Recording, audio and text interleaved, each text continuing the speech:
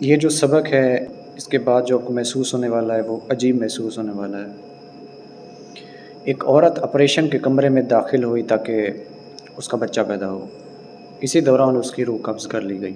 خدا کا حکم تھا اور اس نے ایک خوبصورت بیٹے کو جنم دینے کے بعد وفات پائی۔ شوہر اپنی بیوی کے بچھڑنے کے بعد بہت غمگین ہوا اور اس نے بیٹے کو اپنی سالی کے حوالے کر دیا، کیونکہ وہ خود بہت مصروف آدمی تھا، جاب کرنے والا تھا۔ 7 ماہ بعد اس نے ایک اور دوسری شادی کر لی اور اس نے اپنی نئی بیوی سے اس کے ایک بیٹے اور ایک بیٹی پیدا ہوئے۔ 3 سال گزرنے کے بعد اس آدمی نے اپنے بیٹے کو خالہ کے گھر سے واپس لے آیا تاکہ وہ اس کے ساتھ رہے۔ بیوی نے اپنے بچوں کا خیال رکھا، لیکن اس بچے کا خیال بالکل بھی نہ رکھا۔ اس نے اس بچے کے ساتھ سختی برتی اور اس کو معاف نہ کیا۔ اکثر اوقات اس کو اکیلا کھانا دیا جاتا تھا۔ ایک دن اس عورت نے اپنے خاندان کو رات کے وقت کھانے پر دعوت دی۔ بچہ کھانے کی میز کے پاس آیا اور وہاں موجود کھانے اور مٹھائیوں کو دیکھ کر اس نے کچھ لینے کے لیے ہاتھ آگے بڑھایا۔ عورت نے اس کو دیکھ لیا اور سختی سے ڈانٹا کہ ہاتھ آگے نہ بڑھاؤ، کچھ نہ کھاؤ۔ پھر اس نے چاولوں کی پلیٹ دی اور بالکونی میں بٹھا دیا کہ یہاں بیٹھو، چپ کر کے بیٹھو، جب تک مہمان نہ چلے جائیں اس جگہ سے مت ہلنا۔ اس انداز سے بولی کہ وہ بچہ سہم گیا، ڈر گیا، ہاتھ میں تھالی لیے کونے میں بیٹھ گیا۔ بچہ جو بھی 4 سال کا بھی نہیں ہوا تھا، سردی کے موسم میں بالکونی میں اکیلا بیٹھا کھانا کھا رہا تھا۔ اسے سوتیلی ماں سے ڈر لگتا تھا کہ کہیں وہ باہر نہ نکلے اور اسے مارے نہ، تو وہ وہیں سو گیا۔ عورت کے رشتہ دار چلے گئے اور عورت نے اپنے بچوں کو لے کر سونے اپنے کمرے میں چلی گئی، جہاں اس کمرے میں ہیٹر بھی لگا ہوا ہے۔ بچے آرام سے سکون سے سو رہے ہیں، بیوی بھی سو گئی۔ شوہر دیر سے کام سے رات کو واپس آتا ہے۔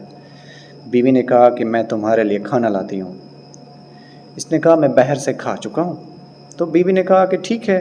بچہ آپ کا بستر پر سو رہا ہے اور بھول گئی کہ اس کو بالکونی میں بٹھایا تھا۔ شوہر سو گیا۔ سوتے میں اس نے اپنی مرحوم بیوی کو خواب میں دیکھا کہ جو کہہ رہی تھی کہ اپنے بیٹے کا خیال رکھو۔ وہ آدمی گھبرا کر اٹھا اور بچے کے بارے میں پوچھا اپنی بیوی سے، تو بیوی نے کہا کہ وہ اپنے بستر پر ہے۔ وہ آدمی سو گیا۔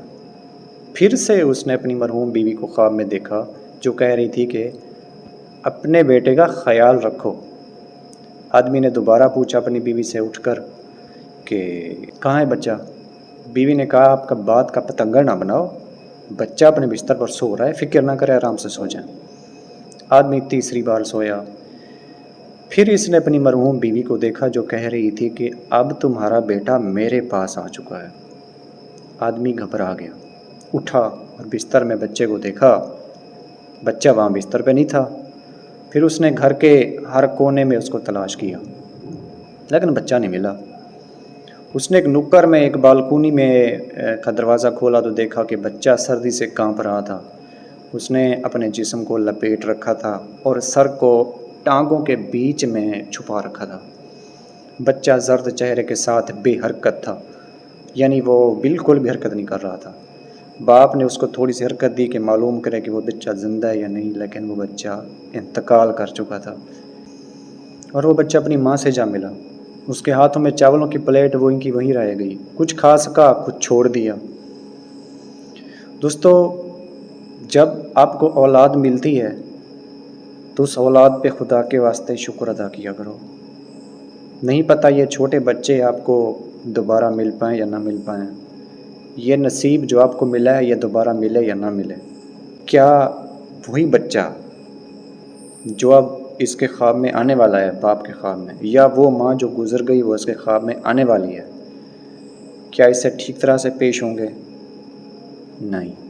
قیامت کے دن وہی لوگ ان سے حساب بھی لیں گے، وہی بچہ حساب لے گا، وہی ماں حساب لے گی اس سے۔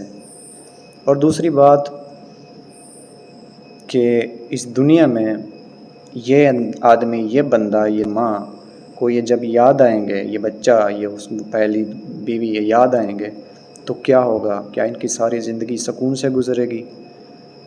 بالکل بھی نہیں گزرے گی۔